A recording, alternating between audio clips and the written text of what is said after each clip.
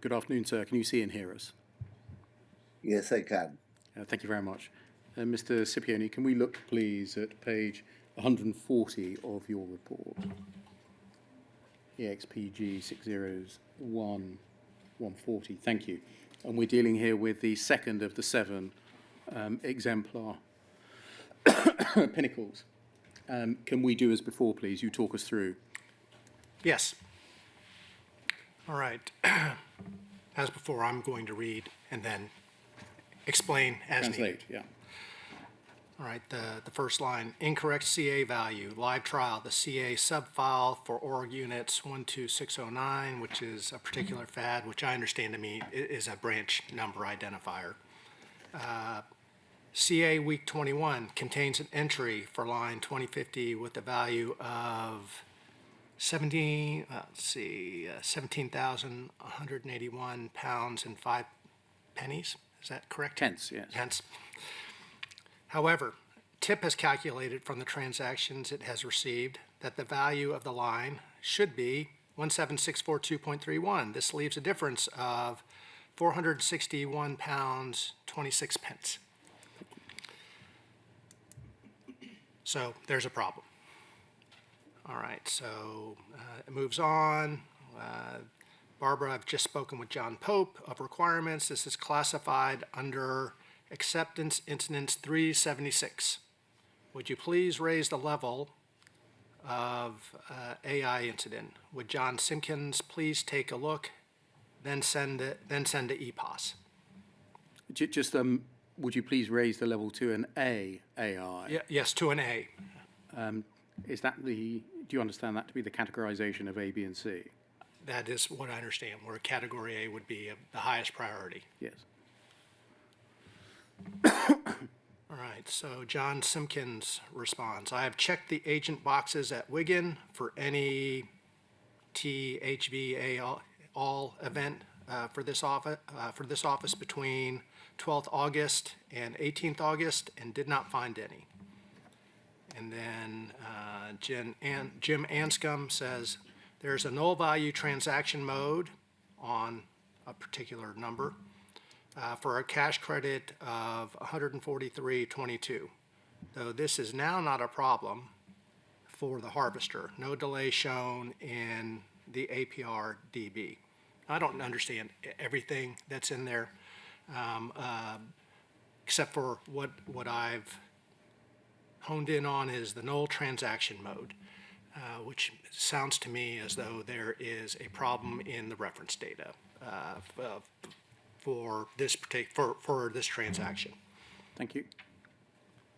All right, so the next line, the erroneous message was a particular number, not the number that the person before was referencing, in case anyone else is relying on this information. We released a fix for this on the 20th of August into WP 5406, which I assume means work package, which is like a quick software release, which went to OTT and is due to be released in Tivoli package EPOS countercore. So this is very technical, and I can't explain everything, but it sounds like they're trying to release a software fix,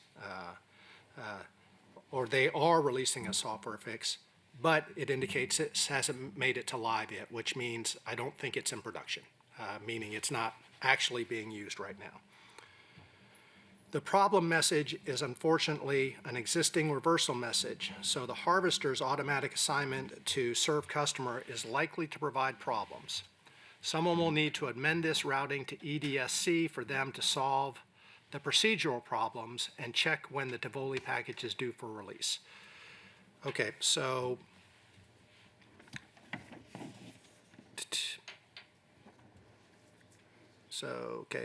the problem message is in an existing reversal message. So it sounds like the regular process at the harvester, which would just be a step along the way of getting the information from the counter all the way up through the data centers and then eventually onto post office. Sounds like the existing path sounds like they think it's going to be a problem. You're not going to be able to do the regular thing. Then we have Jim Anscombe saying the total discrepancy is 461.22. 26. 26, thank you, and indicates 143.22 has been accounted for above. And then it looks as though this next line is indicating that it's a high priority call. It's just indicating that. And with an encouragement to progress on this rapidly. And then John Pope says, just a thought, but the sign reversal mentioned above, serve customers sent to tip instead of existing reversal may explain 2 times 143.22, because that's 286.44. Can anyone help with 174.82? So up to this point, I think they've got some ideas. They're trying to figure out what the problem is. I don't think we've identified exactly what the problem is as of yet, just in case anyone thinks that they have. Yes. All right, so the next line, Steve Warwick. It may be of interest that the value of the discrepancy between tip and pathway figures appears to correspond to 2 times 230.63. During the balancing of stock unit AA on the 18th of August, a stock adjustment was made to reduce the value of checks by this amount, with a corresponding increase in cash. These 2 stock adjustment records were later individually reversed, generating a further 4 transactions for 230.63, 3 against cash and 1 against checks. Therefore, in total, 4 cash transactions, 2 positive, 2 negative, and 2 check transactions, 1 positive and 1 negative, were written. Given that there have previously been issues with TIP's rejection of existing reversal transactions, where the reversal settlement contained no cross-reference details, is it possible that this has caused the reconciliation failure? According to the message store data, the cash account for CAP 21 reported total receipts equal total payments, indicating that the message store data is complete and accurate. Okay, so here there's some more speculation going on, as well as an indication that in CAP 21, everything appears to be fine. In CAP 21, the total receipts and total payments are equal. So Steve Warwick comes back again the next day. From further information received from TIP, the sequence of events seems to have been as follows. And I'm not going to read out the time and date. Yep. A stock adjustment was carried out to reduce the value of checks by 230.63. This wrote 2 transactions, one to reduce the value of checks, one to increase the value of cash by the same amount. Both transactions carried mode SAN. Then, a reversal of the cash settlement transaction to the check adjustment took place, resulting in 2 transactions being written against cash. One to reduce the value of cash, one to increase the value of cash to settle the reversal. Both transactions carried the mode ER. And then a reversal of the check adjustment transaction was carried out, generating 2 transactions, one to increase the value of checks and one to reduce the value of cash by the same amount. So he's telling us what happened from his investigation. These transactions are recorded in the message store with the correct signs, because that's probably where he's getting this information. From the information supplied by TIP, it seems as though they have treated the transactions, a reversal of a previous reduction in the value of checks, as though it was a reduction in value rather than an increase in value, thereby calculating a discrepancy of twice that amount. So he's still speculating on this last sentence. Either the sign on the transaction value sent to TIP was incorrect, or TIP have misinterpreted the data sent. So what this is telling me is they've identified where the difference is now. So that's good. So they found at least what the symptom is, and now they're speculating on what happened in between to make those differences. All right, the next line. Looking at the tip file, there were 2 reversals for 23063 in quick succession. First is translated for tip as balancing plus and minus entries. The second, however, is translated into 2 positive entries, which would account for the error. See extract of tip file and message store attached. So what tip received is not what tip was intended to receive. So the next line, changes to be made to CLS EPOS and CLS transaction in EPOS core. Fix applied. So what they're saying here is they're changing code. To me, this sounds like they're changing code modules. Sorry, they're changing code modules. Yeah, they're changing code in particular in the modules Within named modules. here.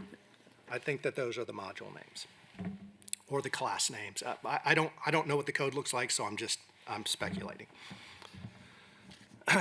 You should get in the attribute grammar for a cash settlement for an ER transaction the additional data of, and it's talking about the cross-reference mode, the harvesters need this. So this indicates to me that there was probably something wrong in the attribute grammar, and if you recall from our first session, that's the format that the reference data is stored. Is written in. Yeah. Yes. Okay, so the next line.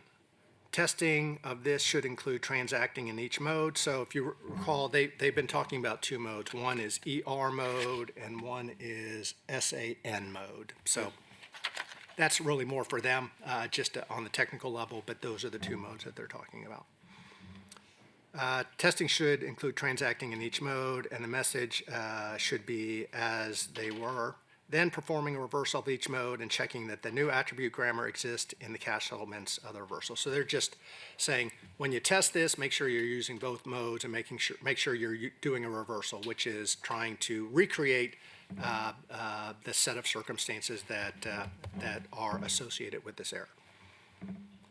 Okay, the next line, link tested OK on CSR dev counter. Perform the Just stopping there. Do I understand it correctly that the problem that has been identified so far is with EPOS? That is the way I'm reading it, yes. Thank you, sorry.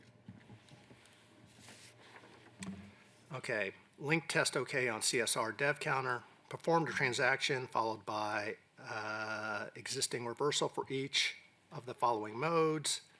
The serve customer and REMS, all modes. So they list out the modes. On each existing reversal, the message store was checked for the new attribute grammar, cross-reference followed by the corresponding mode of reversal.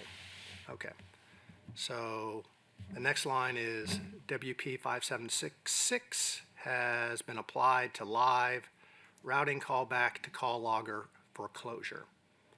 So they think they fixed it. Think they've identified the problem, made the changes, and applied the fix.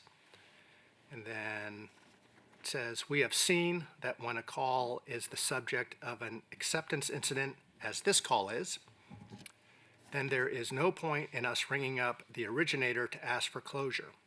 They always say that such calls are the subject of regular discussions between John Pope and Martin Box. Eventually, somebody at TIP rings us with a list of calls which can be closed. Accordingly, I shall send this call to our holding stack to await such closure, and then it looks like it's closed. So since this is, my inference from this is since this is a high priority issue for both the post office and Pathway, there's already a mechanism going on behind the scenes to validate whether this can be closed or not. And so just looking at the chronology then, this was opened on the 20th of August and then closed on the 30th of December, 1999. Yes. I will say that, yes, I think it looks like they started waiting for, so it was officially closed on the 30th of December. but I believe they think it's been resolved. They By the end of halfway. October? Yes, exactly. So just to be clear. Yep. And then your observations. Okay, so was the immediate issue fixed? Yes. They fixed the issue and they received the proper closure instructions. And was the defect or root cause identified? Yes, they identified the root cause. It was an issue, being the signage and the grammar attributes that sending the information to tip. Was the defect root cause correctly recorded in the Pinnacle or Peak? It was recorded as code, development code, which we saw that they changed, so yes. Is there evidence that this defect root cause was addressed? I'll just read what I said. The text indicates that a software update was made and tested, albeit the text only indicates that the testing occurred, not the results of this. However, I note that the text does not indicate that the test failed, which I would expect it to have said if that was the case. So I guess what I'm saying is, I saw the testing documentation here. It said it was ready to go live and they had a package, so I'm going to say yes, it was addressed. Observations on the management and closure. The closure on the Pinnacle once the fix had been implemented and the original raiser's approval was attained seems appropriate to me. And then observations on the root cause. There is evidence in the ticket that that the fix was implemented and now has to remediate. So I think that this was addressed. It seemed to be addressed appropriately. So that's my observation. Thank you very much. Can we turn to the third example on page 144, reference data delivery issue? Sure. Again, if you can walk us through the text, this one's much shorter. Okay. All right. Office 91008 reports a difference in its receipt and payments totals for CAP 18. Please send this call to John Moran. So John Moran gets the call. And he indicates, I know what caused this problem. It was because reference data was not sent to the outlets concerning P&A products. The cash settlement was mapped to the cash account, but the corresponding transaction was not. If these transactions were recorded by in the counter transaction exceptions report, I could supply POCLTP with this information myself, but they have not been recorded. Can you supply the offending non-map transactions to this Pinnacle in message store extract so I can reconcile with Chesterfield? And then the difference in the receipt and payments totals was caused by the fact that non-core reference data was not delivered to this office in time. The reference data was for OBCS products 177 to 185, and this reference data included primary mappings for these products.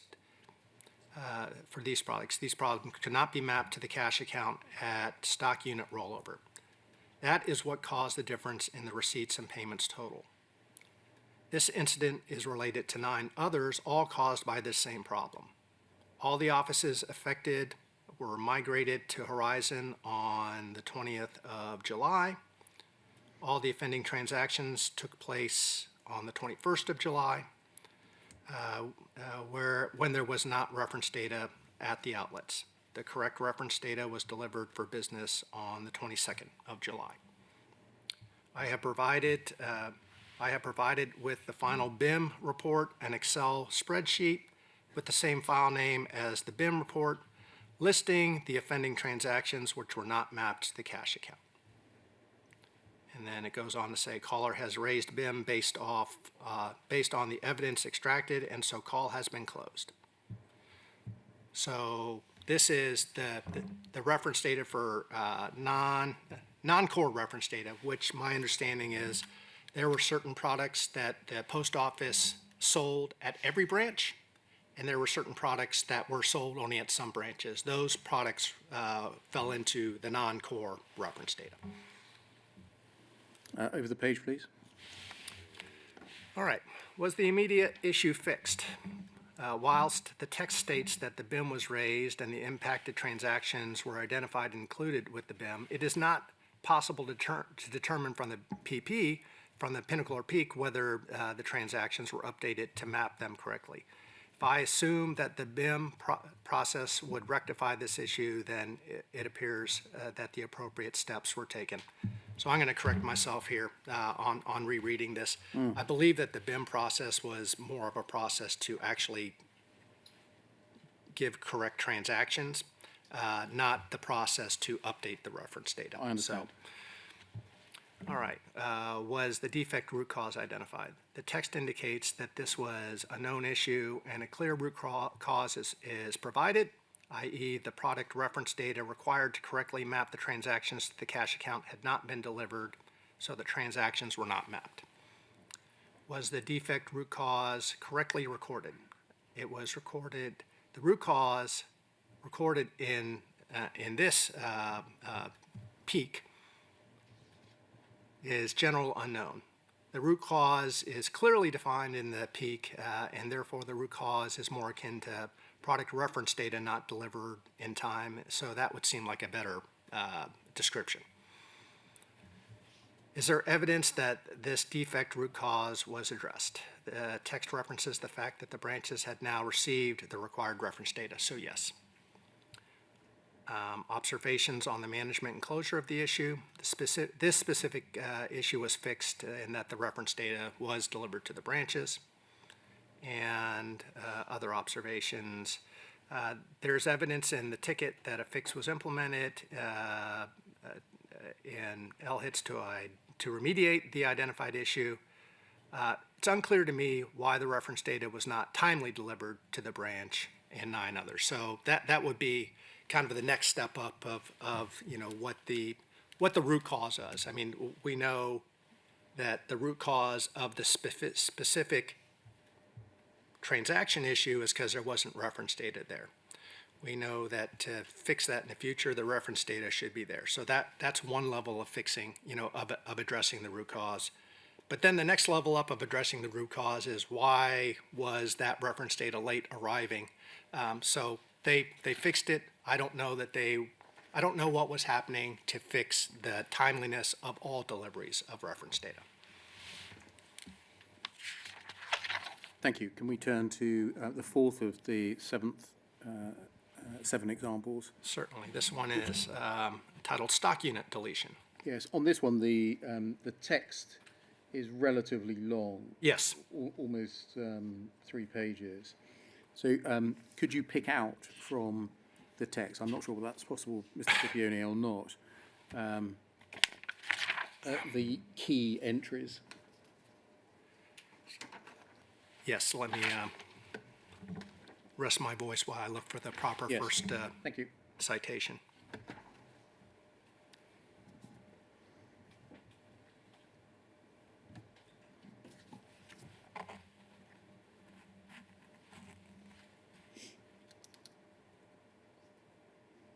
So the first entry is just describing the discrepancies. Yes, so just describe for us what the issue was. Yeah, so the issue here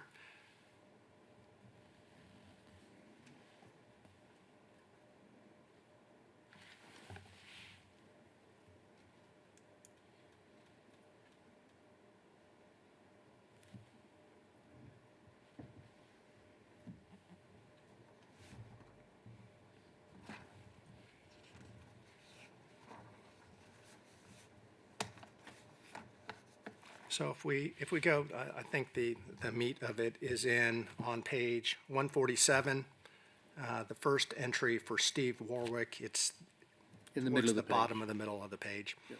The 155-pound error reported by tip at the FAD is almost certainly related to the MVL transaction. A number of these transactions took place in the week, and there was also a loss declared the previous week for this value against cash. The value of 155 pounds was also transferred between 2 stock units during the week, and a gain of 155 pounds was recorded when balancing the end of cap 18, offsetting the loss of 155 pounds declared at the end of cap 17. since there was no failure of the office to balance its cash account, it would seem that either one of these transactions had not been sent to TIP or TIP having miscalculated the value of the transaction. So that's the beginning of the diagnosis.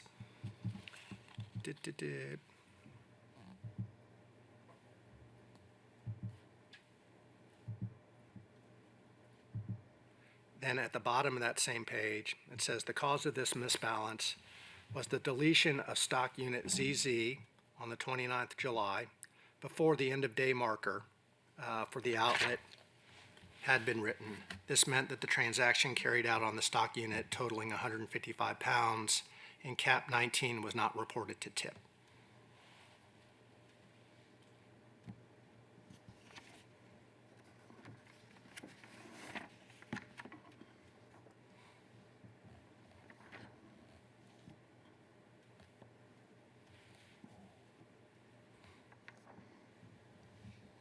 And then maybe the Steve Warwick entry for,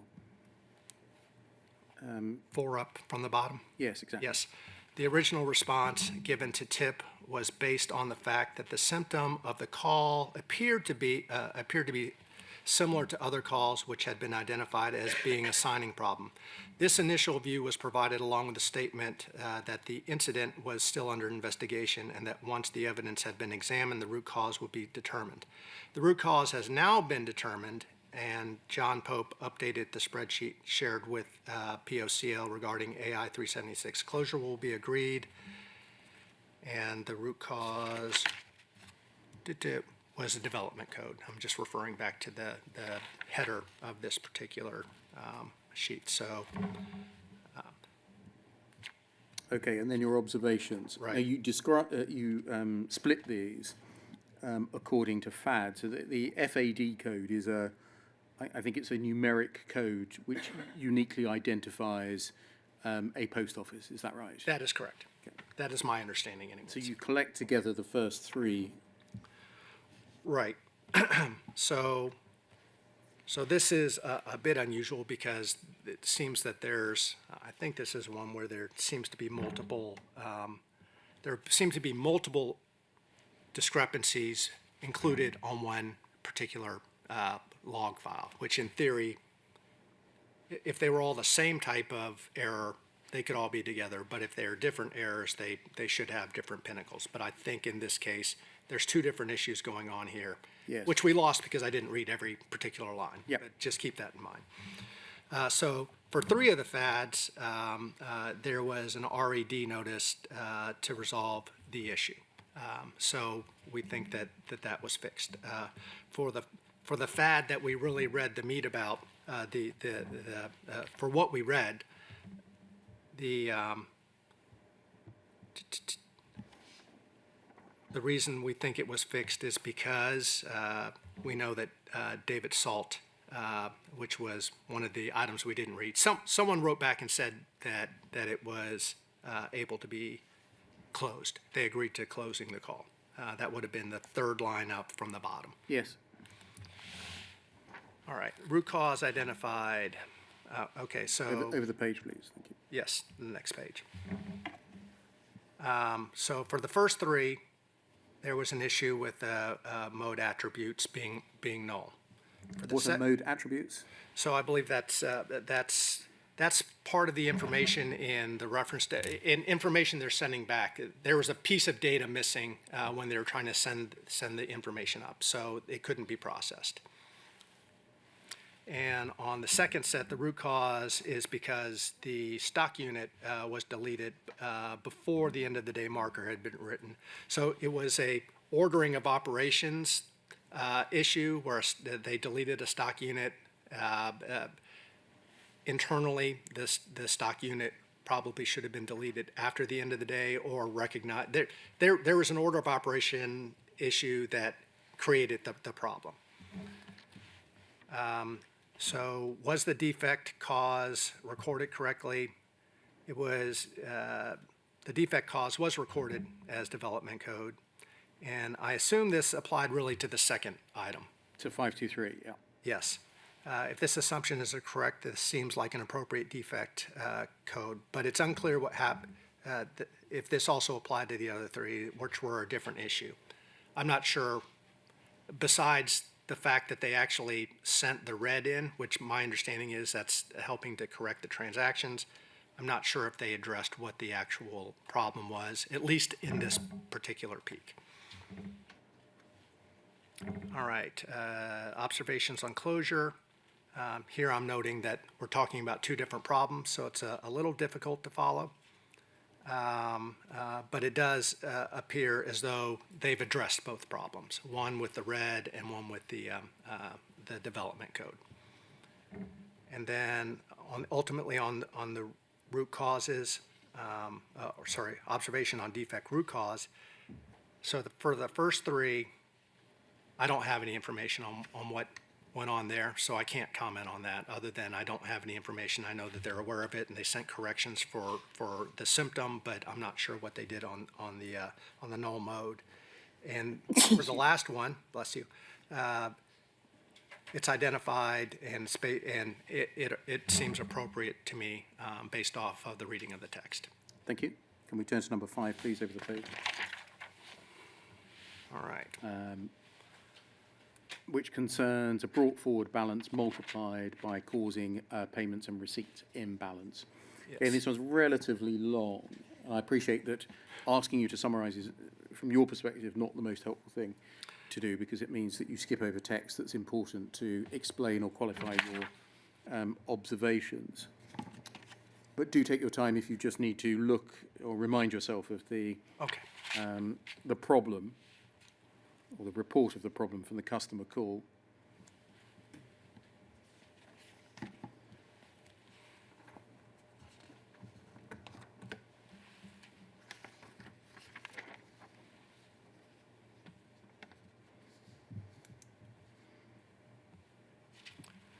All right, I think the first item that we should be looking at is at the top of page 151.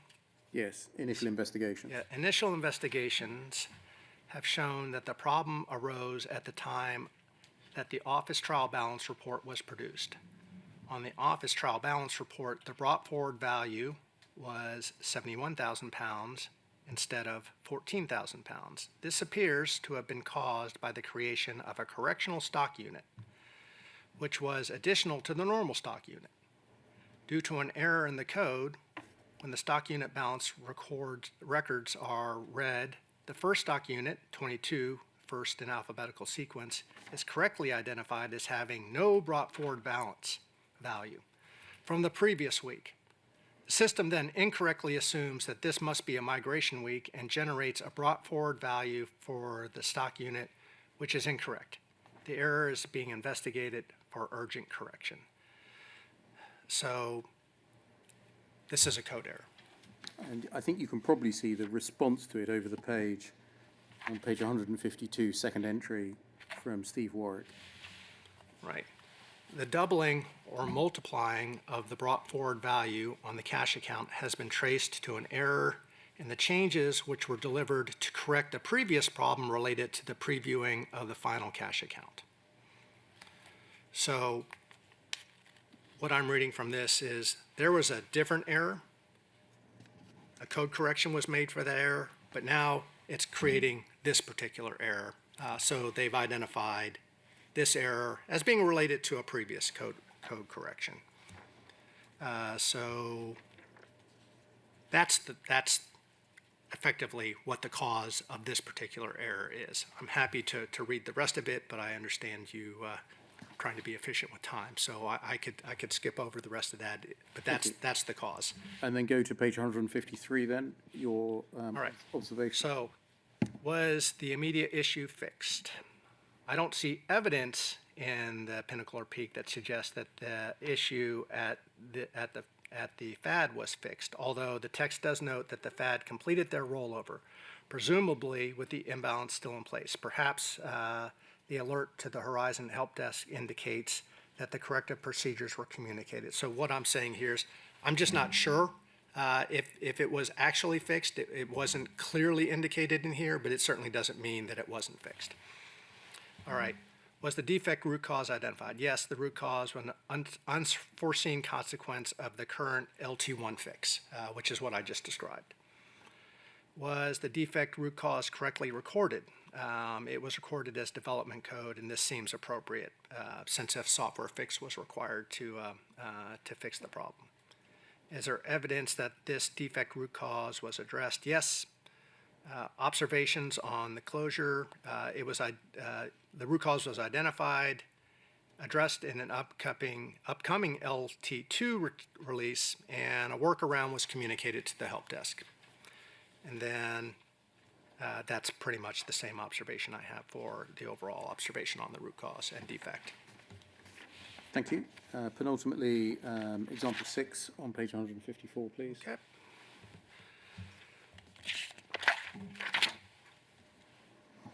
Which is navigating to a different mode whilst transactions are on the stack. Can you just explain what that means? So what's happening here is, if you remember from my last testimony, there's the ability for the counter user to start adding things to the stack, which is basically the customer list. I've got a whole bunch of things that I want to perform for a customer. So what it looks like here is that they're in the serve customer mode.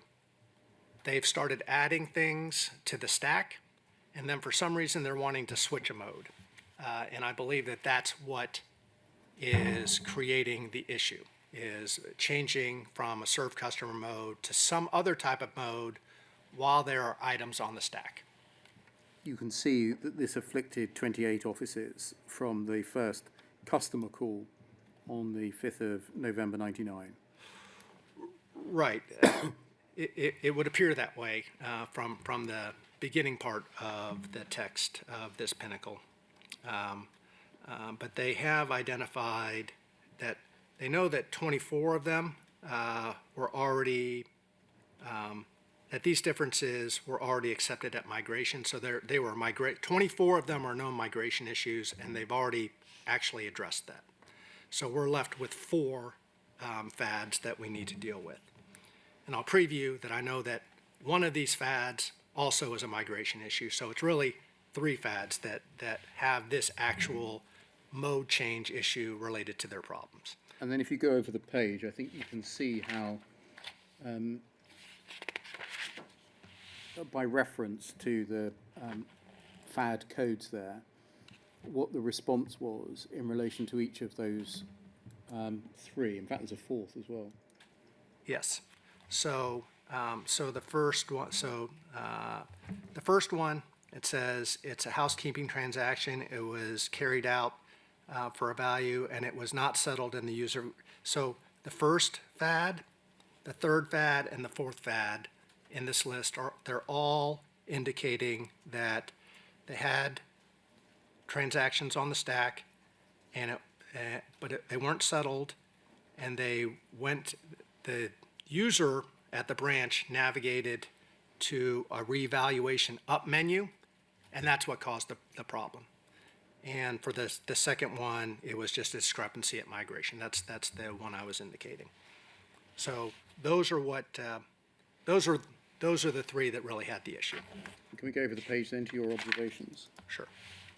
Okay, was the immediate issue fixed? So for 25 of the 28 FADs, the difference had been handled at the time of migration. For the remaining 3, I don't see explicit evidence in the pinnacle that suggests that the issue with the FADs was fixed, but, and there was more text in here about POCL's response or non-response, but POCL's exclusion of these FADs from their list of call to remain open seems to indicate that the issue was resolved to their, meaning POCL's, satisfaction. So there must have been a mechanism between ICL pathway and POCL for indicating we know there's an issue, and then having an open issues chart at the end, and these weren't on it. Was the defect root cause identified? The root cause for 25 of the 28 relate to initial migration. For the remainder, the root cause was identified namely that Horizon allowed a user to navigate to a different mode while transactions were on the stack, which would then be subsequently settled incorrectly. And the defect was recorded as reference data. I have here, without a comprehensive understanding of which component of the system contained the error, it's not possible for me to say whether this is an appropriate code. I would say it seems like it could be an appropriate code, especially since I believe that the modes are governed by the reference data. So they put the reference data there. The Pinnacle states that the error was corrected in the live software. That's was it addressed? And it was closed. This one was closed without positive confirmation that the imbalances were addressed, but the root cause appears to have been identified and remedied. Thank you. Lastly, number 7, please. Page 157. Pinnacle concern with a data tree build failure. I think you can see in customer call first entry what the issue is. Yes. So the cash account line comparisons. So let's go. The office had big problems with its receipts and payments. Cap 5, 6, and 7 did not match, and then it lists the differences. And so we get down to the first substantial Steve Warwick entry. The cause of the problem in all 3 caps at this outlet was the fact that stock unit DD's rollover records from cap 5 and 6 represented a nil balance. The total stock holding was nil. No receipts and payments, no receipts or payments transactions were recorded, despite the fact that the stock unit had been trading normally during the period. Said this issue was raised earlier and is still under investigation. And then it says the fact that the stock unit DD's transactions and stock holdings were omitted from cap 5 cash account meant that the brought forward value for the office in cap 6 was incorrect. This caused cap 6 cash account to misbalance. I am still investigating why cap 7 cash account misbalanced, but I note that the office returned to a balanced position in cap 8. And then I think if you go over the page Yes. and scroll down to John Moran's last entry.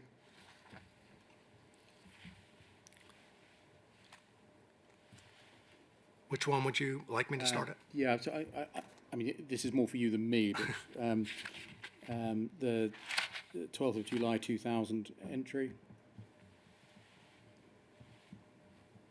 Okay, so John Moran is asking, I need to know what the correct cash account figure should have been were it not for the data server failure. So they must have, in between our things, they've identified a data server failure.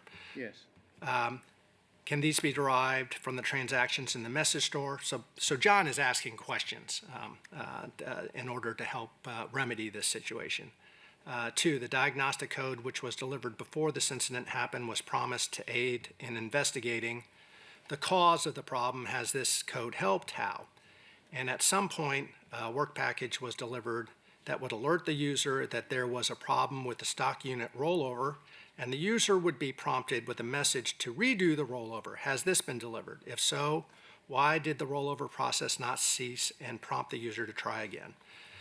So just a little color. This indicates to me that they've seen this type of issue before, and they've tried to put in some safety procedures at the actual Horizon level to help the user make sure that they can't generate this problem.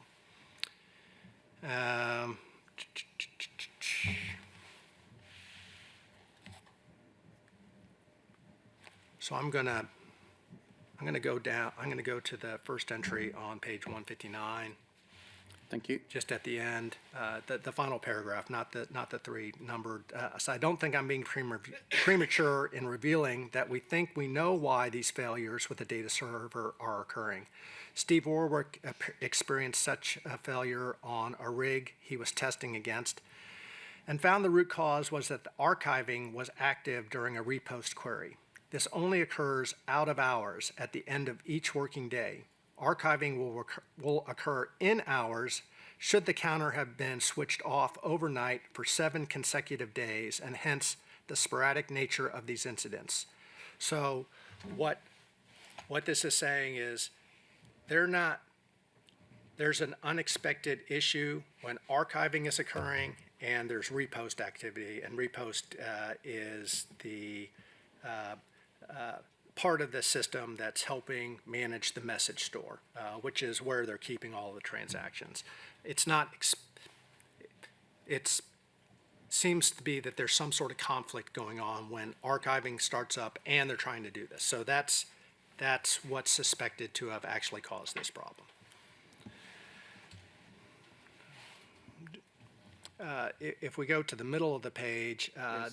they're describing here essentially that they're having problems trying to actually tease out the actual details to walk forward and everything. I don't think we need to read it all, but they're saying that they're having problems looking at the actual detail to resurrect, because remember, this is a 5, 6, 7 issue, Cap 5, Cap 6, Cap 7 issue. They're having trouble figuring out how they could actually see everything that was going on in each one of those caps. And then at the bottom, it says, I'm not sure it's worth spending time trying to resurrect the other caps. The method I have derived assumes that the cache line for the previous, the cache access lines, cache account lines probably, for the previous cap. I see from Steve Warwick's analysis that cap 6 was not correct as well. Now, if I rerun the tool I have developed on cap 6, it will use the baseline and the cache account line figures from cap 5, which we know are wrong, and I have just recalculated. I think, therefore, enough time has been spent on this problem, and it's not cost effective to proceed further. However, in future, where the problem is just one cap, we should be able to resurrect the figures more easily. So what they're saying is, since this was a multi-cap problem, there's no way for them to go back and resurrect information from caps that are more than that are further than the most recent cap. And your observations, please? Yes. So was the immediate issue fixed? It appears that cap 5 account was reconstructed, but that cap 6 and cap 7 accounts weren't. I don't know if that's really a problem or not, but it's something that they acknowledged. Was the defect root cause identified? A root cause was identified, namely that the archiving process was active during the repost query. Was the defect cause correctly recorded? It said development code was recorded, which I think is appropriate. Is there evidence that this defect root cause was addressed? The reference, there was a release, a reference to a release that suggested that it would address this particular issue, and something that we didn't read. And then it appears that the investigation was carried out with good due. There was a lot of discussion. So this would have been an example of look, they're working towards finding at least an answer for this particular situation. And they think that this next release should take care of it. So those are my observations. Thank you. That can come down from the screen now. So stepping back, having looked at those 7 examples, are they evidence that payment and receipt imbalances were commonly reported? Yes. Taken together with the wider data set, the non-examples, the things that we've not looked at examples, but which you found through your search methodology. Yes. Are they evidence of that the payment and receipt imbalances that were commonly reported had a variety of causes? Oh, yes. Are they evidence that there was an earnest attempt by the SSC in particular to seek to resolve the issues raised? Yes. But do they also evidence that the majority of Pinnacles, 6 out of 7 on the examples, all had as a root cause a problem with Horizon? Somewhere within Horizon, yes. Have you got any overall observations to make in relation to this section of your report? What does your work on this tell you, if anything? When I see evidence of issues where there seems to be a lot of different reasons for causing the same problem, number one, that obviously makes it harder for the people that are trying to track down and fix it, because all they're working off of is here's the symptom, doctor, I'm tired. What's wrong with me? That type of thing. Well, there could be a lot of things wrong with you. Let's investigate a little bit more, but it takes that investigation process. So that's one issue. Second is, there seems to be a lot of different, at least at some level of separation, a lot of potential different causes for these problems, which is troubling because you wouldn't, especially for this type of issue, it just looks like the system has a lot of instability in it, and it's not apparent to me looking at these pinnacles that it's isolated in one place, and therefore it would probably be difficult to just focus on one little place to fix those instability issues. Thank you. Can we go back to sections 11 and 12 of your report, which I skipped over? 11 is on page 89.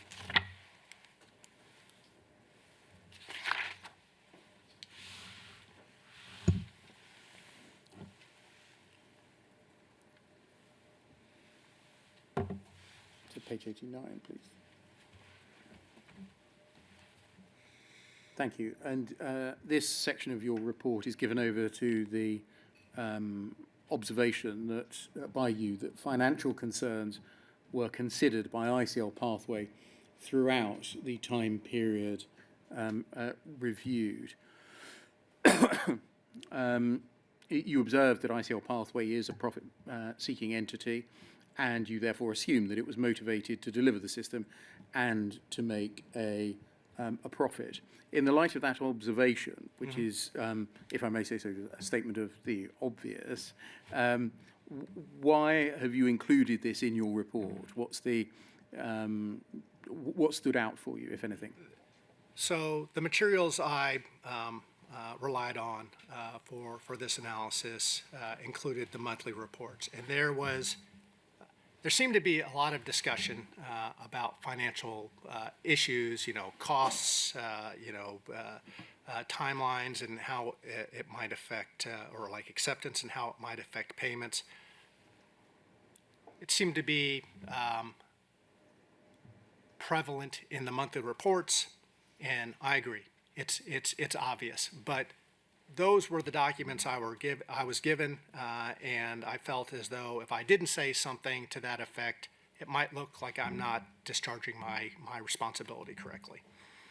You say at 11.1.3 that financial success of Horizon relied on Pathway orchestrating many different constituencies, sponsored suppliers, and then many internal groups. Benchmarks relating to acceptance, the timing of rollout coverage, adherence to service level agreements requirements were topics of discussion as they were directly connected to revenue cost and profit realization. Is that always the case in an IT project? Yes. The balancing act between operational and technical activities and their financial ramifications was highlighted in the April 98 report. Quote, should the pressures mount, the temptation to hold to NR2 dates at all costs is immense. If we were to purely theoretically compromise NR2 quality in order to hold the timescales, we would almost certainly be worse off in the long run. Acceptance was achieved on the 24th of September 99, triggering the first invoice. Rollout coverage incentive for 1,800 outlets was achieved on the 5th of November 99. The first payment, £105 million, was received in early December 99. And you say in 11.1.5, the items which you then include in the following table illustrate some financial wins and some financial losses from ICL Pathways' perspective. Financial concerns were weighed against the resource allocations to deliver the Horizon IT system. It's my opinion that the financial aspects of delivering the Horizon IT system affected the decision-making process. Can you explain or expand upon that last sentence, please? Yes, since ICL is a profit-seeking entity, obviously they're wanting to make sure that this is a profitable endeavor. When they're discussing concepts such as making sure that they get acceptance and how that relates to timelines, and then how time slippages are creating concerns with their particular partners, their vendors. All of that together just tells me that that's obviously on their mind, which it should be, of course. And like you said, this is stating the obvious, but I think I would be remiss not to comment on it, since there was quite a bit of text in the monthly reports concerning it. To what extent, if any, did you ascribe Fujitsu's financial concerns to the fact that initially, at least, the program was being run and financed under a private finance initiative, and then one of the significant partners from which much revenue would be obtained withdrew? Could you repeat that question, Yeah. please? To what extent did you ascribe Fujitsu's financial concerns to the fact that at least initially the program was being run and financed under a private finance initiative from which one of the major partners withdrew? I will say that, as far as the private finance initiative is concerned, this is my first exposure to what even a private finance initiative is, and it probably didn't really resonate with me that much, because I'm not sure that I actually really took that into account. I think now that I maybe understand that a little bit better, I think that that would explain why they didn't get paid up till a particular acceptance point, just from the witness statements that I read after I submitted the paper. So that has helped contextualize the acceptance period. I think I was more focusing on they're not getting paid till they get acceptance, without really understanding the linkage between that particular event and the fact that it was originally a private finance initiative that they went into with another partner. So I also don't know that I had much understanding of the impact of the BA's withdrawal either. It wasn't really on my radar. I didn't understand the implications of it as much as I do now, so I would say it didn't really impact it a lot. Thank you, that's very fair. In which case I won't ask you any further questions about that.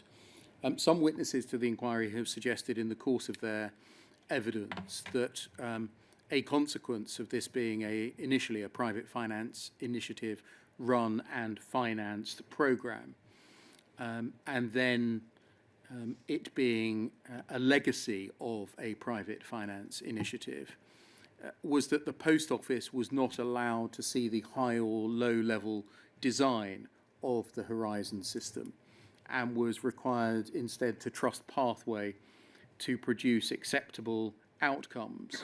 Mm-hmm. In the design and delivery of IT projects, have you encountered what has been described as a black box approach such as that before?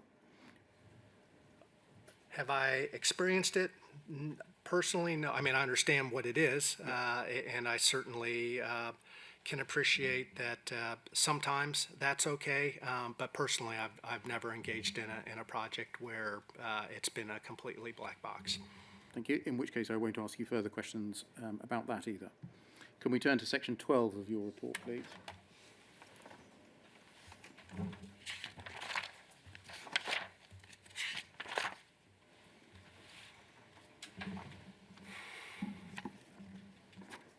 Thank you.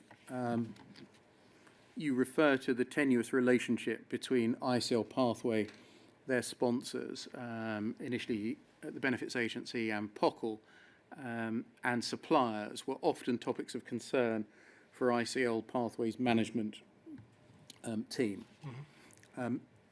Can you describe overall what this section of your report is addressing? Certainly. What was the issue for you? The issue is, this is a very complex system that ICL Pathway is trying to create. And they're not, notwithstanding what you just said, they're not trying to create this in a vacuum. They need to have a good working relationship with their sponsors, as well as with all of their co-suppliers of this system. So if there are problems in communications, either because of expectations being misaligned or for whatever reason, that's going to cause problems. It's just not a healthy working environment. Everyone needs to basically be rowing in the same direction in order to get something like this done on time and efficiently. So overall, my commentary around here is that it seems that there were times where there was a lot of tension between ICL Pathway and either its sponsors, or potential tension between ICL Pathway and some of their partners in delivering the system. And the reason I know that is because it was, it was talked about in the monthly reports, and that just struck me as something that I'm sure everyone wouldn't have happened, but certainly couldn't have provided the most healthy environment in making sure that the Horizon system was the sole focus on getting produced.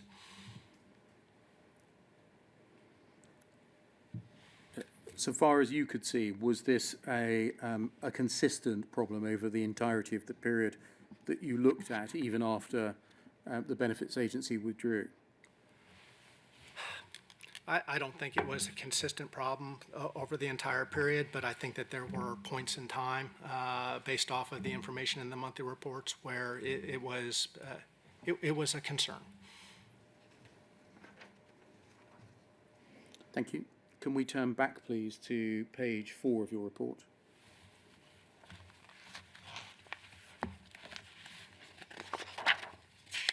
This is your executive summary on pages 4 and 5. And I would like, if you would, for you to talk to speak to these 9 or so statements that you make. Mm-hmm. So the first, Horizon IT envisaged modernising the UK's post office branches. This was an ambitious goal, placing hardware and software in about 18,000 branches to allow sub-postmasters and mistresses the convenience reliably to store and transmit electronic records of their daily business activities. The words, this was an ambitious goal. Mm-hmm. What did you intend to convey by that? I wanted to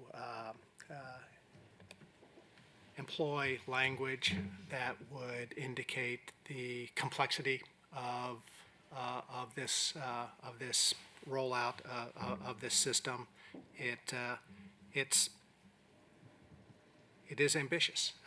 There are a lot of moving parts in this system. A lot of moving parts, and in any system, especially a technology system, the more moving parts you have, the more opportunities there are for problems.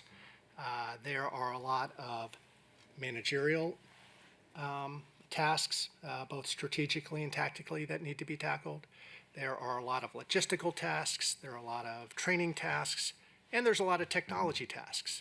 And the technology can be spread across infrastructure, hardware, software, any number of things. The issue with computer systems is that, like I said, there are a lot of moving parts, and any one of those can cause a problem.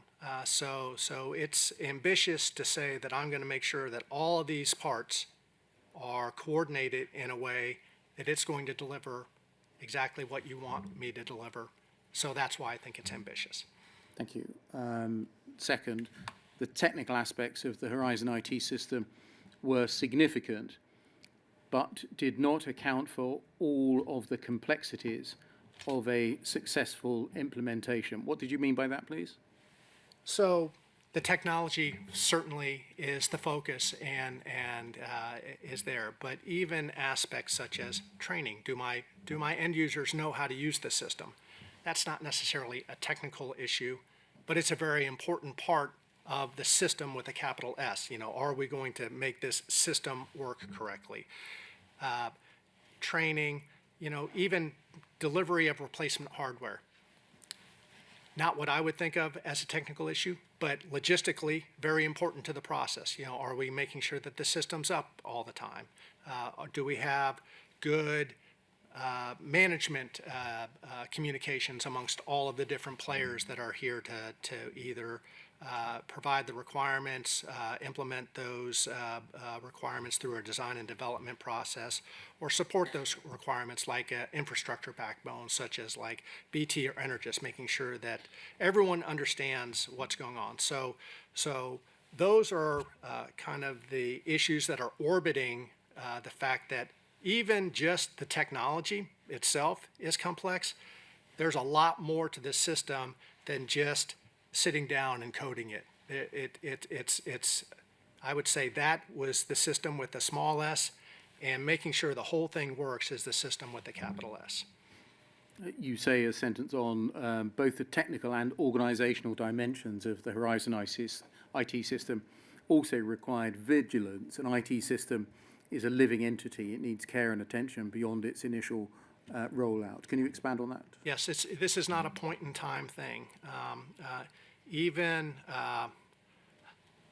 as soon as let's say that I've delivered to you the perfect system today. That doesn't mean that you will be satisfied with it in 6 months, because perhaps you might want some changes to it. You might want to either expand the volume of activity that can be done on it, or you want some more functionality or features. So there's going to be some sort of feedback loop process, which will most likely require me to continue augmenting the system. That's another dimension that continues to complicate making sure that this system with the capital S works right, because now not only have I delivered you a system right now, we're talking about evolving the system and having it mature over time, but making sure that it's stable throughout that whole period. That's the living system. And like I said in my discussion before, it's not just the technology. It's the technology and the people and the processes that technology support, all being coordinated and making sure that they're in concert with each other, as opposed to being at odds with each other. And that is difficult. It just is. It's difficult to have that many different items working together correctly. So does that answer your question? Yes. Could you help? Does the level of care, attention, and ongoing vigilance that one is required to give to an IT system in part depend on what has occurred in design, development, testing and rollout?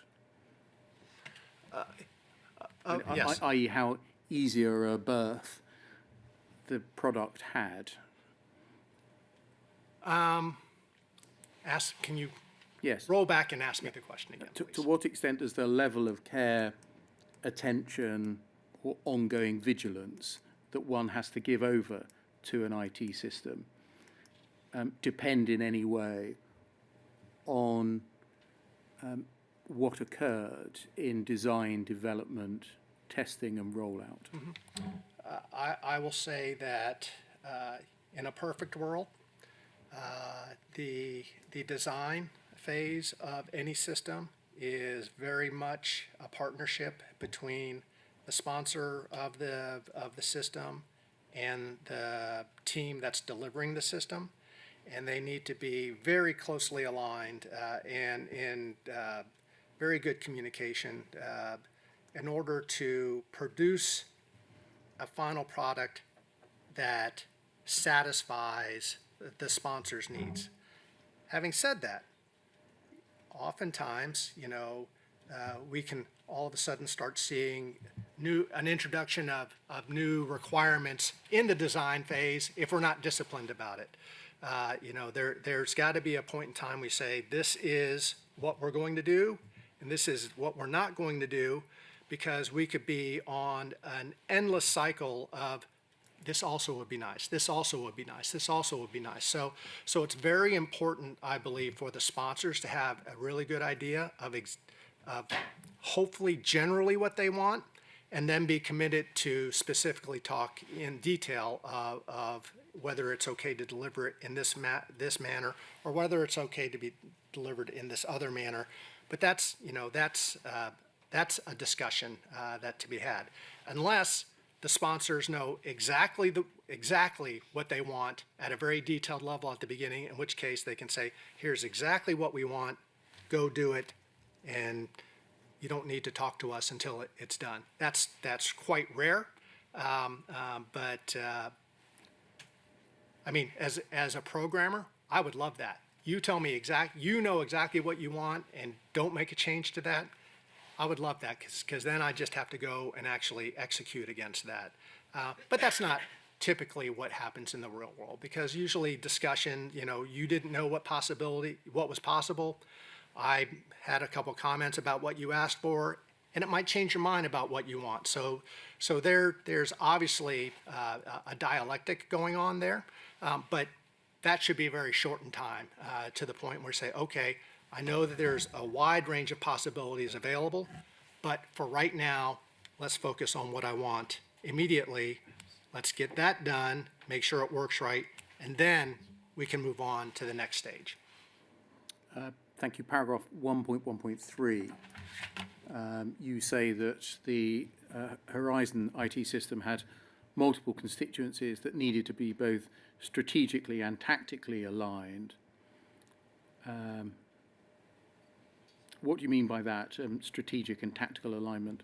I think I was actually just referring to it in Yeah. what I just said. So strategically, that's very high level, right? We know we want, in this case, we know we want a network system that can do our point of sale and interface with our accounting system. Okay, great. That's a good strategy, and there's a business reason behind that strategy, and I'm more than happy to supply that to you if I was the supplier. The tactical part, though, is where a lot of the heavy work is. We need to know specifically how to do things. We need to specifically understand what your expectations are. For instance, if we go back to my first testimony, I said, do you have a set of business processes that are mature and you want this system to support?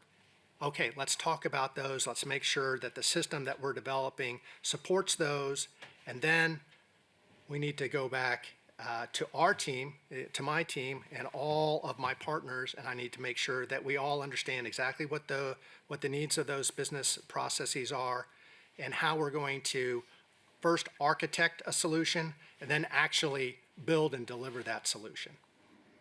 Thank you.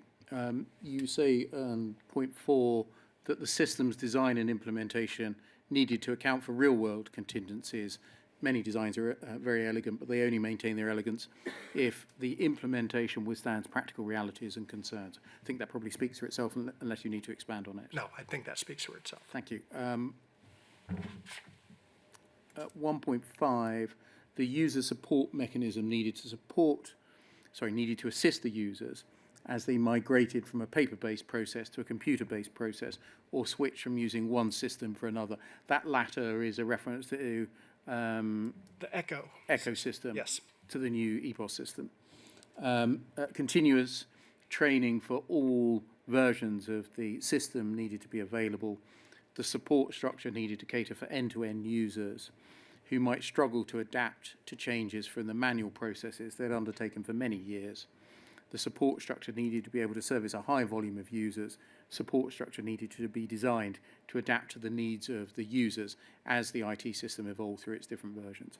I think you've spoken to that already, and therefore we needn't expand upon it. You say, sixthly, that the internal error resolution mechanism needed to be able to quickly resolve reported errors through identifying root causes, methodically correcting these errors, and distributing the remedies in a timely and efficient manner. Was there any particular reason why that was necessary in Horizon as opposed to any IT system? This is certainly for any IT system. This is, some of the material I was asked to review, so it definitely needed to have a mention. Seventh, the system's functionality needed to maintain accounting integrity. It was the origin of sales and inventory information that flowed into the financial systems of POCL.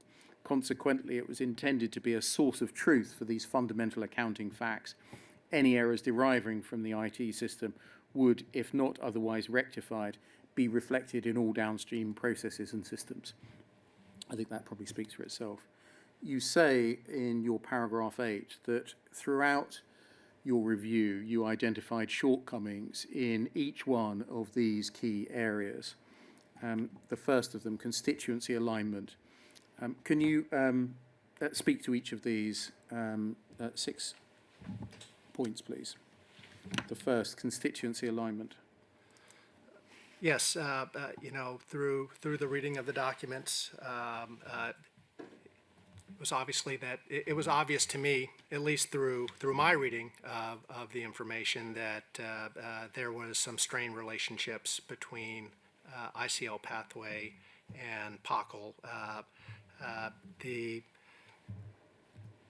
It was actually fairly straightforward, and that's just not an ideal situation when you're trying to work together to develop a system.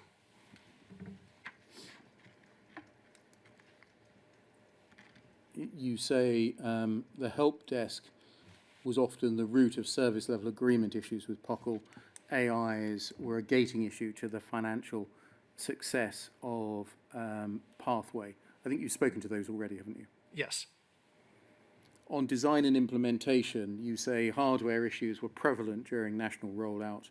Many post offices were disconnected for extended periods of time. The persistence of reference data management degraded the integrity of the Horizon system. Collecting those 3 things together, how serious a concern were they? I think that they impacted the actual performance in the real world of the system.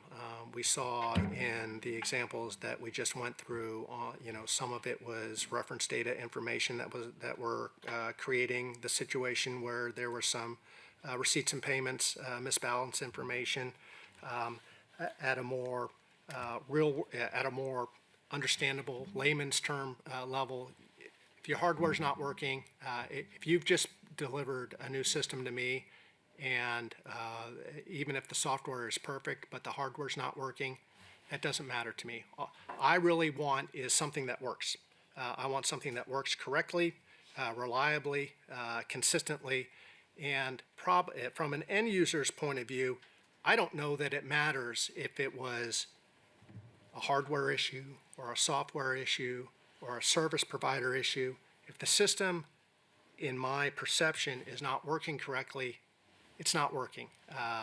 It doesn't really matter why it's not working. And ICL Pathway, at this point is in charge of delivering of that system. So regardless of whether they're personally, if it's within their particular enterprise responsibility, or if it's more of a umbrella partnership with other enterprises, they're going to be the one that get the focus if it doesn't work. User support, postmaster training experienced difficulties during national rollout. Help desk was often the root of SLA issues with POCL. You've explained that already, I think. Error resolution, the SMC was frequently cited for not properly filtering calls to the SSC. The SSC was overwhelmed with escalated issues, but were earnest in their efforts to perform their duties. You've explained all of that. Accounting integrity, the persistence of reference data mismanagement degraded the integrity of the Horizon system. Was that a view that you formed as being applicable even at the end of the period that you looked at, i.e. as at after rollout? Yes. A persisting issue related to AI 376, accounting integrity, payment and receipt imbalances were common symptoms with varied causes. We've just examined those in section 18 of your report. Now, you came to those conclusions without, I think, seeing any of the or all of the reports created at the time by developers, programmers, coders, engineers within either ICL Pathway or POCL, and went instead off the Pinnacles, Peaks and Kells and the monthly reports and other management reports. I think since then you've seen, through looking at the witness statements and reviewing some of the transcripts of the evidence, a range of other reports or documents referred to. Is that right? That is correct. Amongst that material that you have reviewed, was there anything that you would in particular wish to highlight as being relevant to, as undermining or supporting the conclusions that you've set out in those 6 subparagraphs? There is nothing that I read that does anything but support my confidence in the conclusions that I've written in my report. Amongst the material that you examined, did anything stand out in particular to you? I will say that there was a lot of discussion in many of the witness statements and the transcripts that I read that was talking about the design and development process that went on at Pathway for the Horizon program. Much of it was talking about what appeared to be a lack of design process and more of a let's just go develop it without necessarily having a good set of requirements or a proper design facility to help inform that development process. Now that's what I've read. I will say that that certainly could substantiate the amount of pinnacles and peaks, the volume of pinnacles and peaks that were there. It certainly could substantiate the fact that there are, when I was looking at the payments and receipts imbalance and noticing that there were a lot of different causes for that, if in fact there was not really a good design, and I have no reason to not believe what I read in the witness statements, that certainly would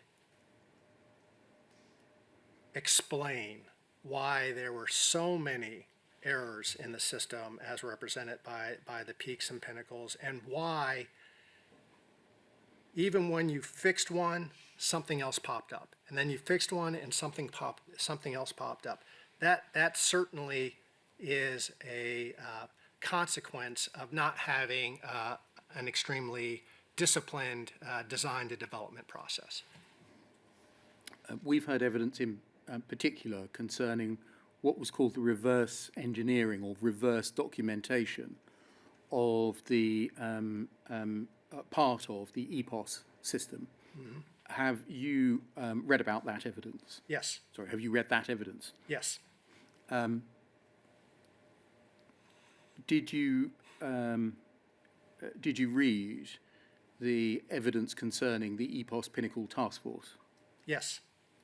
Did you read the EPOS Pinnacle Task Force report? Yes.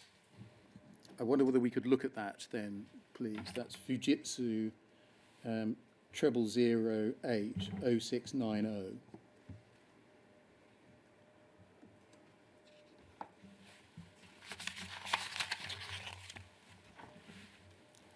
Is that the same document that we are both talking about? Yes. Rather than take you through individual parts of it at the moment, I am going to ask you to look at a couple of bits in a moment. What, if any, was your reaction to reading it? It was disturbing to read that. If everything in here is as represented, it would indicate to me that, number one, there was no design, at least for the EPOS section of the Horizon system. And considering that's what a lot of the pinnacles and peaks errors were that we just went through that specifically led to the imbalance issues, that's fait accompli. If you're not going to design something properly, it's not going to, if you don't have a good design, it's not going to work properly. So if there was no design, and that design, first of all, there has to be a good design process. Second, that design process has to be aligned with a very well-known set of requirements from the sponsors. Only when those two things are done can you start thinking about the construction and development of the software. Otherwise, it's very difficult to make sure that the system does what your customers want it to do.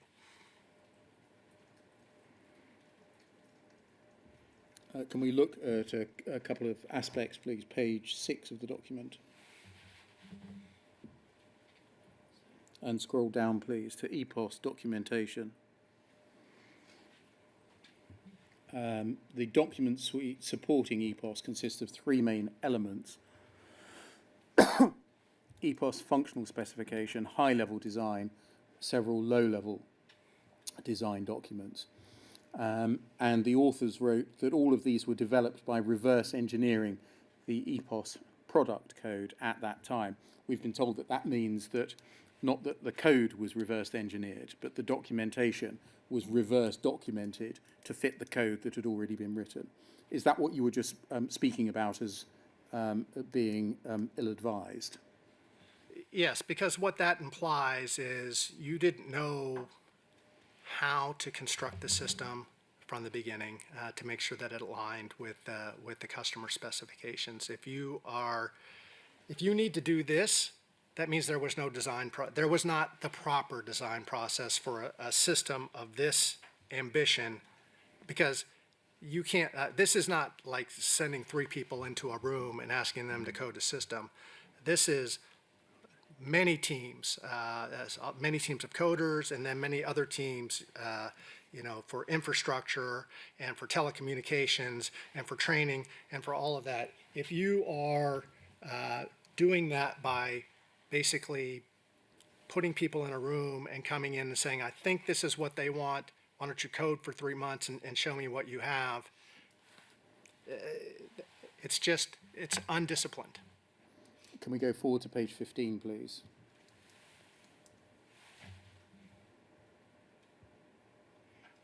And paragraph 7.1.1. The authors record the EPOS product was originally developed using the RAD techniques. You told us about RAD on the last occasion. When you wrote your report, did you know whether or not the EPOS product had been developed using RAD? No. Do you have any view or comment on the appropriateness of using RAD techniques to develop the EPOS product? RAD is very good for developing something small, for developing something quickly that is just for illustrative purposes. But for a heavy-duty enterprise system that needs to be viable over the long term, it's terrible because you're not planning it. RAD almost means no plan other than I think I know what the goal is, and I'm going to get to that goal as fast as I possibly can.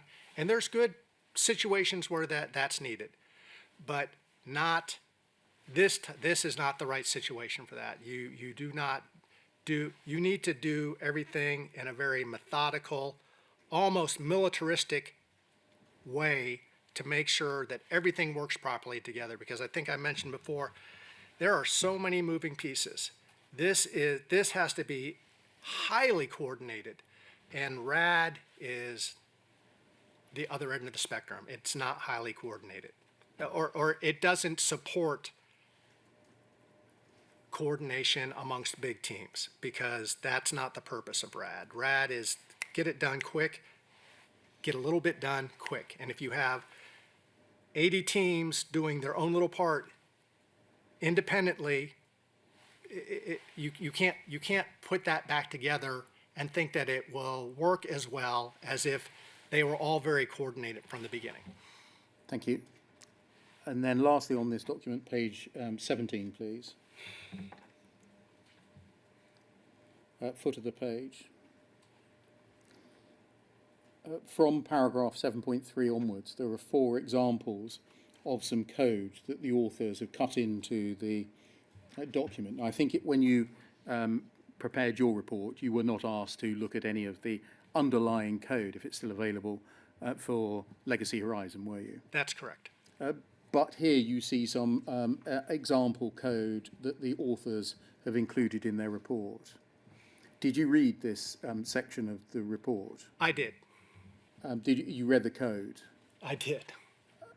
And what did you make of it? This is terrible code. This is terrible code. So even the one you have up here, so it does what it's supposed to do, but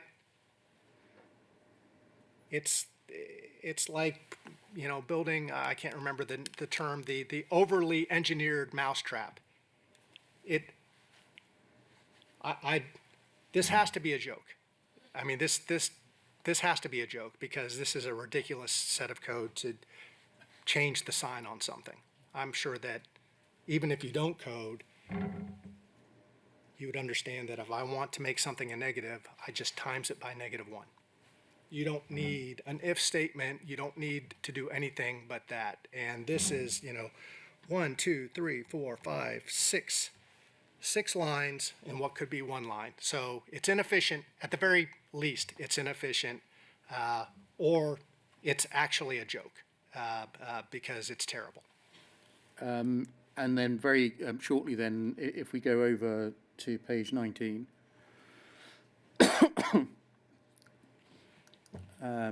2 more examples of code there.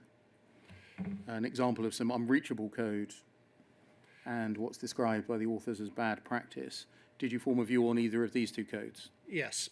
So the second one is bad practice. It's just not the right structure, and it indicates to me that they don't understand what those particular structures are. And just take my word for it. They don't understand what the structures are. The first one, I think, is probably a little easier for everyone to understand why this is bad. If you actually can scroll back up, please. So the first one, the highlighted items, when I read this and looked at it, essentially what's happening here is they're saying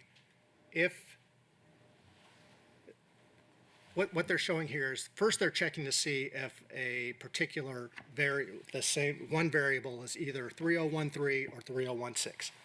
So that has to evaluate to true. So in order to get into that code, you already know that L stock root node is either 3013 or 3016. Further in the code, then they're checking that same stock root node to see if it's 2493. It's not going to have changed. Well, let me make sure. There's nothing in here that has changed the value of that particular variable, so there's no way that it will ever get inside this particular condition. So I don't know if this is an artifact of something old where perhaps the first condition was changed and now it's changed again. But even if that was the case, there's no comment on this. I don't know what they're checking for in this first condition. So either this is written by someone not so smart in here, or there's been multiple updates to this code, and perhaps the first statement used to be if it's 3013 or if it's 2493, because I could see that as being a possibility. But then further on, someone went and changed the condition, but then they didn't account for what happens with 2493. So now, am I ignoring what should have happened correctly to 2493, or am I just completely divorced from mathematical logic and put this in here? Either way, it's a bad answer. And the third example at the foot of the page? So this is a little bit more Niche. art-ish. It just has to do with the construction of, am I going to do, why would I put an if statement in a do statement? I'm not sure that this would resonate so well with anyone that's not a programmer, but this is a poor construction. And over the page, please. Oh, okay. So if we remember, my first testimony was talking about hard coding information into code, and then let's instead use data-driven logic. In this code, this is an example of some hard coding. And what this is, this has a whole bunch of values in here that have been hard-coded. Why have they been hard-coded that way? I have no idea, because I don't see any comments around here.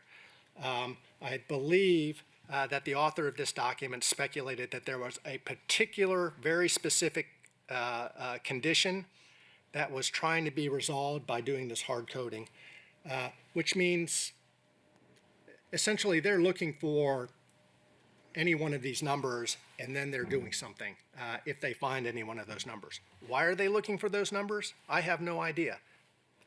I don't think anyone that would come after them, after this particular author was there, would have any idea why those numbers are hard-coded in there.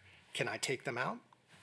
What will happen if I take them out? No one knows. It's just very odd that you wouldn't put this into a variable to at least allow some flexibility. First of all, there's no flexibility here at all. It's just these numbers, other than if I wanted to start typing some more numbers into the case statement. But more importantly, that's really it. It's not very often that you see hard coding in somewhere unless they're trying to quickly fix an issue. Thank you. That can come down off the screen. And then my last question, just before the break, please. Can we go back to your report at page 5?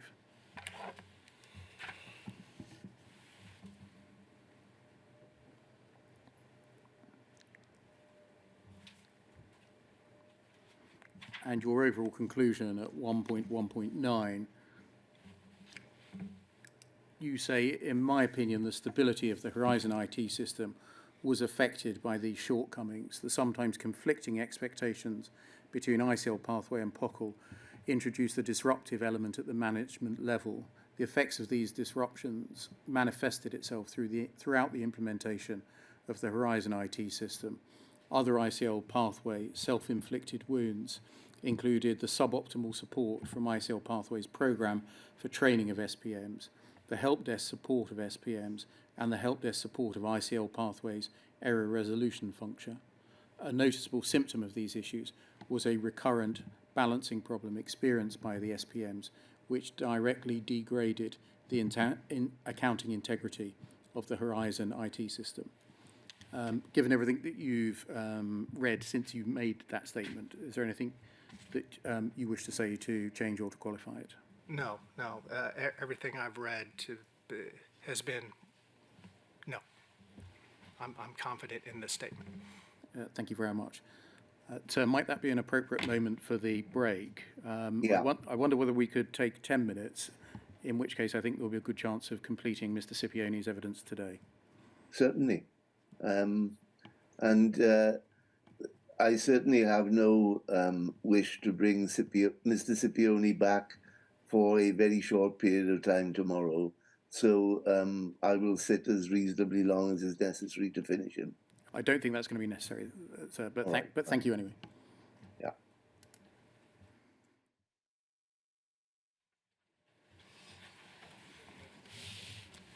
Sir, can you see and hear us? Yes, I can. Thank you. So, Mr. Steen first. Mr. Cipione, I ask questions on behalf of a large group of ex-sub-postmasters, mistresses and managers, a group of 56. Mr. Cipione, you've given evidence over now some days, your time when you came to the inquiry before and obviously today. Virtually all of the questions I was going to ask you have now been asked, so I can really cut this down. You were asked a number of questions today by Mr. Beer about the fact that the system should have been designed to be able to support court proceedings. Do you remember the questions, I think, earlier this morning? Yes. And the way that my learned friend Mr. Beer put that was that he was talking about cases that are being prosecuted, in other words, prosecuted in the criminal courts. Yes. And your evidence was that you're familiar with such structures because, in fact, you're engaged in the design of those types of systems yourself. Is that right? Yes. Now, just so that we can round this particular question out, you're aware, obviously, that there are both criminal courts and civil courts. Yes. The criminal courts work to what the lawyers call the higher standard of proof, which is beyond reasonable doubt, and the civil courts work to a different standard of proof, which is in the UK on the balance of probabilities, and I think in the States it's the preponderance of evidence. Is that right? Yes. Okay.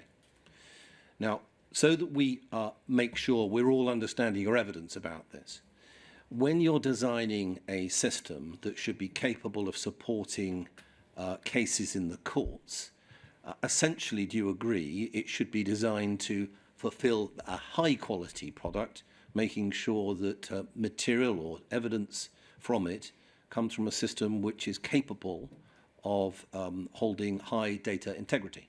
Yes. Now, a number of different issues have been highlighted with you as to the problems that was existing within the Horizon system. Now, in the last part of your evidence, you were discussing the coding and the difficulties that you were seeing in relation to particular examples. You'll be pleased to hear, probably everyone will, I'm not going to try and go near those. Now, let's just think about other issues other than the software. So let's start with hardware. So hardware issues, is this correct, such as connection issues or deconnection issues, going offline, power cuts, environmental issues that relate to the weather, all of those issues can also affect the operation of the system in different ways. Is that correct? Yes. And so using just one example, if there's a power outage, an unexpected power outage, that could cause issues if there is miscommunication within the system with balancing. Is that right? Certainly, it's a possibility. There's also issues that you mentioned within your report about training. Now, do you accept that this goes in perhaps two different ways? First of all, if you get your training wrong, you're training people badly, then people, users of the system, in this case sub-postmasters, may themselves get it wrong when they're using it. Is that right?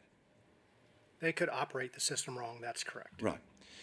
Then there's the other side of it, which is that the training itself has not been sufficient or incomplete or not sufficient for the people that are operating the system. So they've not been able to get it or understand it or use the system adequately. Yes? Yes.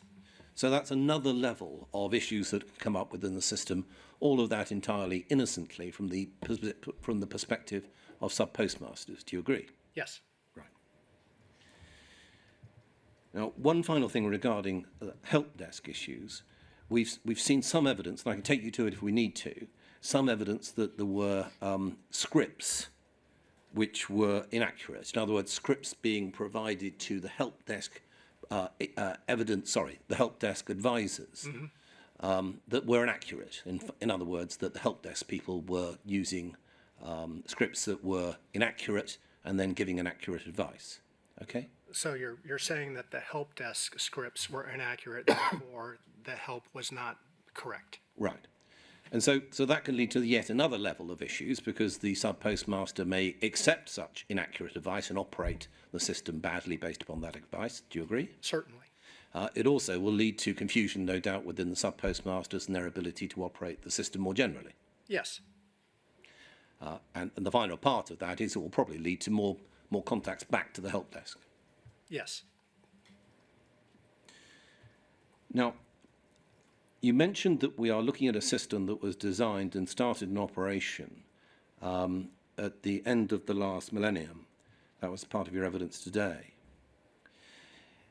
If the system was designed so that a customer going into a post office branch was able to have their transaction completed and verified back to the Horizon, if you like, mainframe, back to the main servers, and then confirmed to the sub-postmaster, so that all of that was done in one basic transaction. So confirmed from both ends that the information is correct, that there's been receipt of that information at the branch, confirmed back to the main office, if you like, and then confirmed yet again back within that same transaction to the sub-postmaster.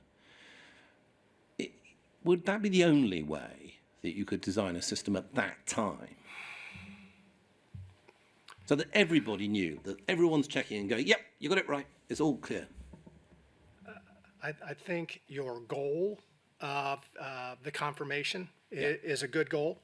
How you would effectuate that in the late 90s, I think would require some thought on my process, but I appreciate what your goal is, and I think that would be a good goal. Was this system designed to do that? I really can't comment on exactly what the mechanics of the system are. I could say that I don't think it was designed to do that based on my limited understanding of the technical specifications underneath. Can I point you in one direction that may help? We know that the system was designed so that even if there was connectivity lost, that the branch could continue to operate, working on the basis that the branch could then, when reconnected to the main system, would then catch up. In other words, it would then be a conversation. Yes, I'm aware of that functionality. So that tells us that, in my example of a customer coming into a branch, that if the system happens to be operating offline at that particular time, there wouldn't be a capable way of actually communicating confirmation and acceptance, would there? No, no, there would not.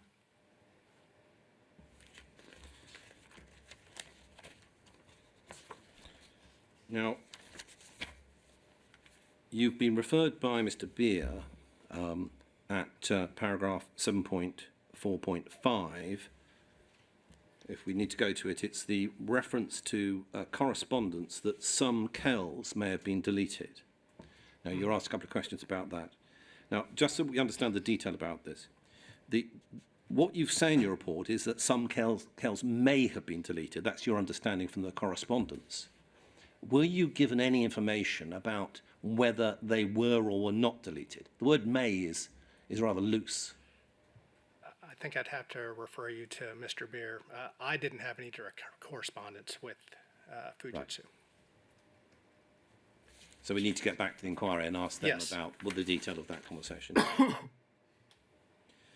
And lastly, this happens to be at 6.2.20. You discuss the failure by Fujitsu to provide pinnacles in a timely fashion. Can you help any further with that and how that happened? What specifically are you referring to? Well, in your report at 6.2.20, if you can have the report up on the screen, please. So, inquiry relativity reference EXPG. Thank you. And then pagination, relativity pagination, page 60.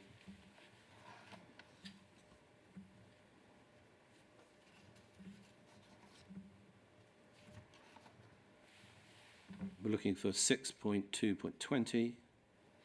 If you can highlight 6.2.20, just further down. Thank you.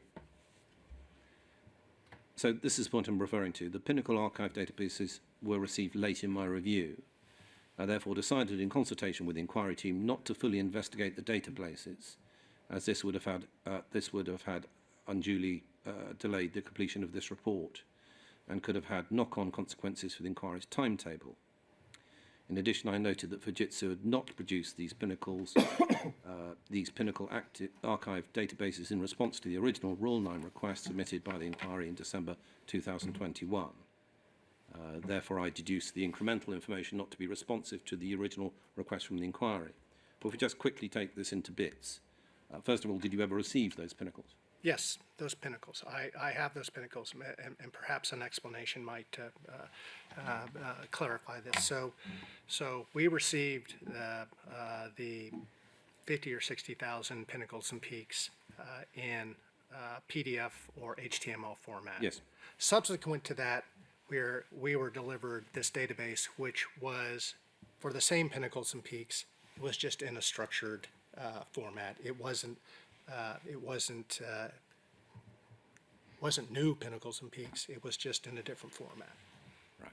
So in the end, the confusion about this was cleared up, Yes. and you were able to look at the Pinnacles fully. Yes. Thank you. Thank you, sir. Flora Page, I represent a number of the sub-postmasters as well, and just a few questions to see if there's a couple of areas you may be familiar with, you may not.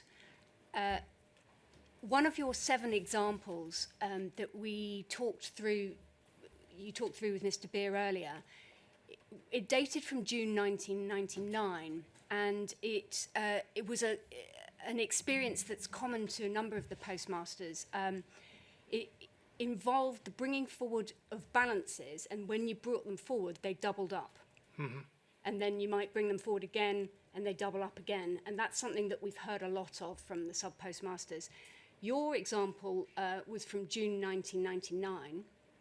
One of the sub-postmasters that I represent, she had that problem in 2000, Nicola Arch. So not very long afterwards, but nonetheless, perhaps a year or so afterwards. And then we see it happening again and again. In the example that you looked at, it appeared that a fix had been applied, but we see the problem coming back.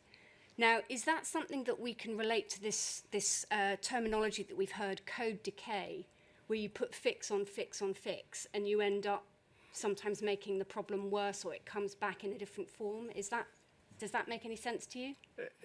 It's a possibility. Of course, I can't tell you exactly why, because even in the examples I reviewed, I didn't see the code if that example was code related. If some of the witness statements and transcripts I've read indicate that regression testing wasn't done properly, it is possible that the issue that I was describing in the Pinnacle was corrected, and then for some reason someone went back in and did another correction to that code, but actually reverted it back. That's a possibility. I have no idea if it happened, but it's certainly a possibility. Thank you. We also heard from a witness, Mr. Andrew Simpkins. I don't know if you read his testimony, but he talked about an element of the design which he saw as a pretty fundamental design flaw, in which the problem was that sub-postmasters couldn't see where or when discrepancies occurred in their accounts. It was completely opaque to them. Mm-hmm. So numbers just kind of came out, but they didn't know the calculation behind that or where those numbers had been put in. And he said that that would have compounded a problem, because when they called for assistance, they wouldn't be able to identify exactly when the problem occurred, leaving the help desk unable to, I think the word he said that replication of the fault is so important to trying to get to the bottom of the fault, that this may well have compounded the problems that the help desk were having, because sub-postmasters weren't able to say, well, it happened exactly like this. Is that something that you would agree with? That was a kind of a design flaw, if you like? I would say that that was a usability design flaw, certainly. I don't know that that is necessarily a technical design flaw. I mean, I'm kind of picking at nits here, but from a user perspective, absolutely. If I could have seen a register of everything that the system was recording that I had entered, even if I hadn't entered it, it certainly couldn't have hurt the investigation process. It absolutely, most likely, probably would have helped the investigation process.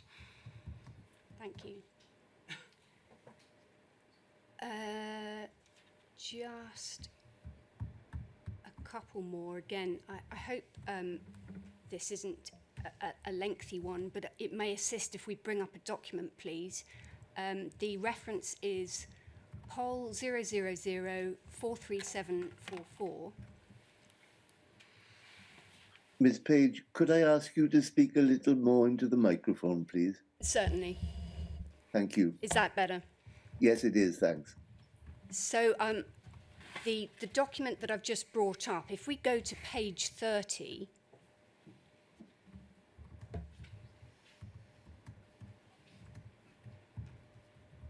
and we go down, please, towards the bottom of the page and going over to the next page, we see a section that headed Audit and Fraud Management. And this is a document dated in 2001, and it deals with the fact that when the Benefits Agency came out of the tripartite agreement, one of the things that happened was that a fraud management system that they had wanted and had sort of put in for benefits fraud was removed. And if we could just perhaps read about one of the possible implications of that. It says, there are a number of possible implications on the Horizon audit solution. Is there a need for the audit server to harvest and store information from the NBE? If so, then the NBE will need to support either NFS or NT file shares. Audit server sizing will need to be examined. There will be a significant increase in the data that needs to be audited. If we could go over, please. Will there be an increase in the number of requests to retrieve audit information? The current audit solution is designed to service a limited number of requests, a maximum of 50 per year. Any dramatic increase in requests will require the current solution design to be re-examined. And then a fraud management system was developed for the PAS/BES system, but removed from the Horizon solution when these applications were dropped.